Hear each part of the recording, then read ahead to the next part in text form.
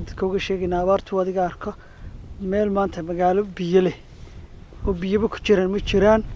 abaar xun baa dadka hayso biyo la'aantaasi waa biyo la'aan baxsan weeyaan marka dadka loo soo gurmado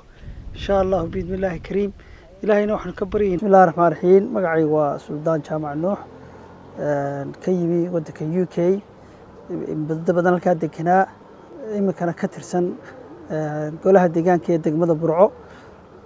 waxaan ku jiraa golaha deegaanka ee degmada Burco qaybta arrimaha bulshada waxdaasoo ka tirsan gudida abaaraha ee heer gobol aan la shaqeyno waa la socotaan gobolka Burco waxa ka jirta abaar baahsan oo biyo la'aan ah had ka soo qayb qaadan kartaa dadku is weydiinayaan waxa weeyaan haddaad hal booyo dirto waxaad aad kafaalo qaadaysaa hal qoys 20 casho ilaa 30 casho halka qoys